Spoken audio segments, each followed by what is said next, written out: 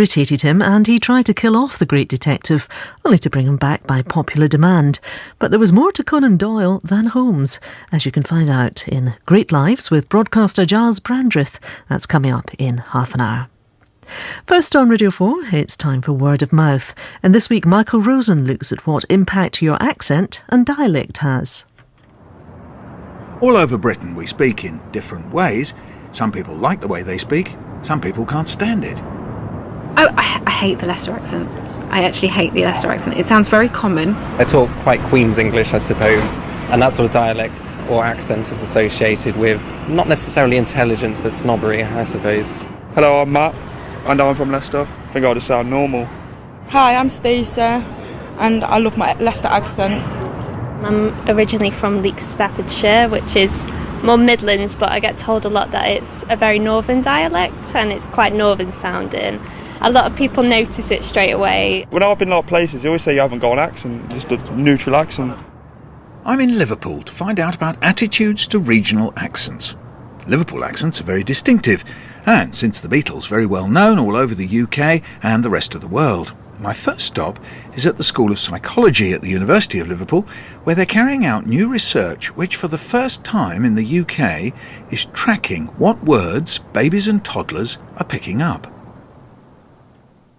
I'm with Professor Caroline Rowland, who's a Professor of Development Psychology at the University.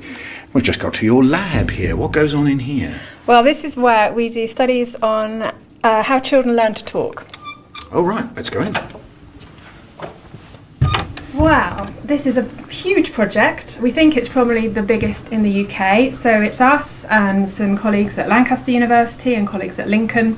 And we are asking parents all across the UK to fill in one of our checklists. So it comes through the post and you fill it in. And it's asking them to tick off the words and the gestures that their children know. And we are doing this right from the very beginning of language development. So from 8 months, where they know they understand maybe a couple of words and have a few gestures. And then we're going to do 9, 10, 11, 12 months, and then all the way to 18 months, where some of the fastest children have maybe a couple of hundred words in their vocabularies.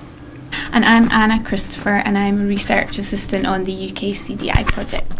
So just tell us, Anna, what kind of encounters have you had so far then? What I've been doing is carrying out some focus groups in different parts of the country and just asking parents if there's any other words, any kind of dialect type words that they might want to include. We also looked at a linguistic database of lots of different samples of language that children are using at this age, and we found that, funnily enough, most UK children are using trousers. However, when I did a focus group in Liverpool, found out that a lot of the parents in Liverpool were calling trousers pants.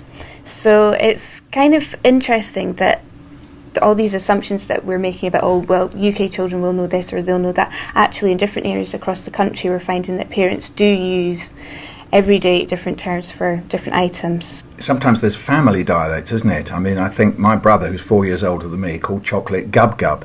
Right? People do that within families, don't they? People do that within families, but what they also do is they tell us on the checklist. So we've had quite a few checklists back, haven't we, where people said have put their family terms in. Do we know why some children don't actually acquire as much language as others? The answer is no.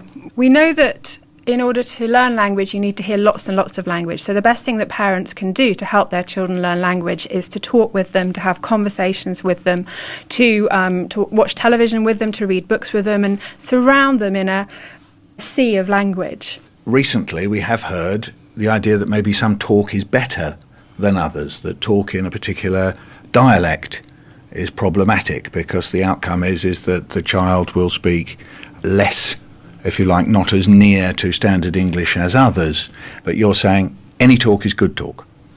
I'm definitely saying any talk is good talk. And I would say that it's almost impossible to stop your children acquiring the local dialect. So there's been some lovely studies by some colleagues at the University of Plymouth who have shown that children are sensitive and prefer to listen to their local dialect, their local accent, from 6 months of age. So if as a school or if as a parent you're going to try and stop your child getting this local accent, it's going to be a virtually impossible task. The child is picking up on it from well before they can talk themselves. So the first thing I would say was I think it's probably an impossible task to try and stop children using some dialects. Sarah McAvoy was brought up in a village in Lancashire. She spent 23 years there, and now she spent 23 years more in Liverpool. Has her accent and the way she speaks changed at all? Well, when I hear my accent, I tend to think I've picked up a bit of the Liverpool twang in it, but it depends who you're talking to. When I go home, they hear the Liverpool bit of it, and when I'm here, they just say, "Oh, you're a woolly back." You talk with a northern accent.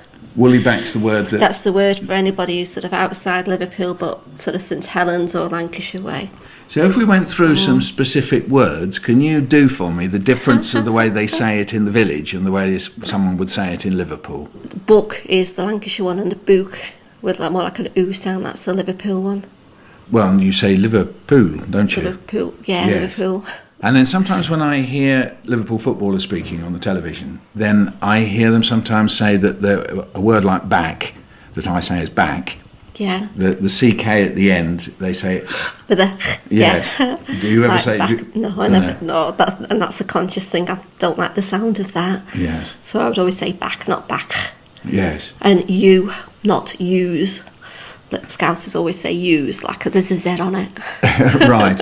Do you feel that you would like to sound in a certain way? There might be some part of me that has sort of kept on to it. Some parts of the Liverpool accent do sound quite nice, so you tend to pick little bits up, but quite a lot of it's quite harsh compared to what I think the northern accent is, the Lancashire accent. What about your children? How do they speak? Do they speak the same as you? I've got 2 children. The eldest is 18, and Bradley very much speaks with a Scouse accent. And we used to have this discussion when he was growing up that he liked to talk like his friends, and he got embarrassed by my voice and would tell me off for pronouncing things northern and say, "You don't say it like that, you say it like this one." How old was he when he said that? Oh, it was like school age. It was like sort of 7, 8. As soon as he started getting conscious of sort of peer groups and being with his friends, and he would say, "Oh, don't talk to my friends, Mum, you're a woolly back." Really? Oh yes, yeah, he would get very embarrassed by the way I speak. So what did you say about that? What did you say in reply to him?